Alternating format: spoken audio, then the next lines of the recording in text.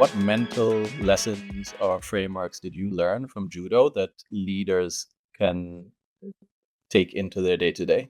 Yeah, well, from judo especially, I think Jigorō Kanō, the founder of judo, was really the story of judo is a really interesting one. For those of you that don't, we'll go down this rabbit hole because it's a lot of fun.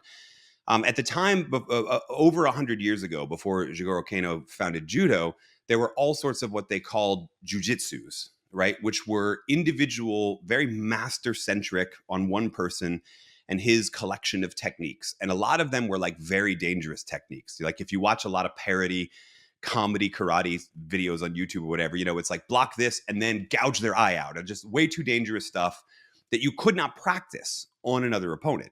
And all Jigorō Kanō did was take all of those fighting elements of judo, remove the things that would cause injuries, the striking, the especially striking vital areas, et cetera, and focus entirely on the grappling. The theory being you could practice grappling at 100% and not injure your training partner, right? So the idea here is because you can train it at 100% and not slower, it's more effective in a real life scenario because your body is used to operating at that 100%.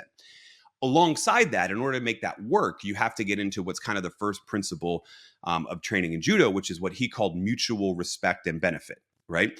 The idea being, or sometimes mutual welfare and benefit translates differently, but the idea being that you take responsibility for the health and safety of your partner. Yes, you are going at 100% and you're even attempting to pin them down, to choke them out, to throw them with full force, speed, and control. At the same time, they're your training partner. So you're 100% responsible for their safety and well-being. Candidly, when I go and work with really dysfunctional teams, that's the first thing I see missing, right? Is you have a team, especially as you get higher up in an organization, you start to have a team that looks at each other as collaborators, but also as competitors. In other words, if I get an opportunity to sort of step over you and position myself for promotion, I'm going to take it. There's not a sense of mutual welfare and benefit on a lot of those dysfunctional teams. We would, from a research standpoint, because I'm super nerdy, we would probably most correlate this to what we would call psychological safety, right? For those out there who are listening, is like, oh, that sounds a lot like psych safety. It is, right? This idea, again, that there's a sense of trust and respect for the other individual, that you're not going to do anything that is deliberately trying to put them down, because then they're not going to bring their whole and their best self to work, et cetera. And so it's funny to me that my first exposure, like when I was in graduate school and really diving into the research on psych safety, my first exposure was like, no, I learned this 5 or 6 years ago when we started training in judo. This is a 100-year-old concept, right? That's responsible for creating all sorts of champions and for creating this martial art that spread across the world, et cetera. This was already something Jigorō Kanō found out 100 years ago. We're just now the data is matching up with it, which is always exciting.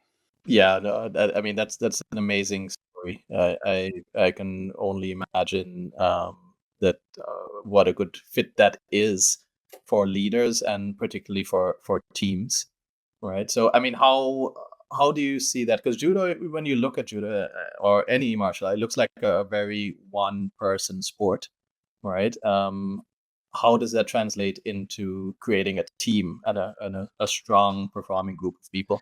Yeah, ironically, I think those types of sports correlate better to most people's experience of work, at least knowledge work, in that you work with a team, but you're still responsible for individual objectives, right? Now, I've actually been a huge proponent in the past of team-based incentives, team-based rewards, team-based incentive compensation, that sort of thing. I'll be honest with you, I'm losing that argument, right? The reality that we work in, and most of the times our bonuses, our incentive compensation, our prospects for promotion, they're all still individual. On the other hand, you still work with a whole lot of people that influence your individual performance. And training in those individual sports is kind of the same way, whether it's martial arts, whether it's something like track and field, whether it's swimming, like you have a team of people who push you to be better, right?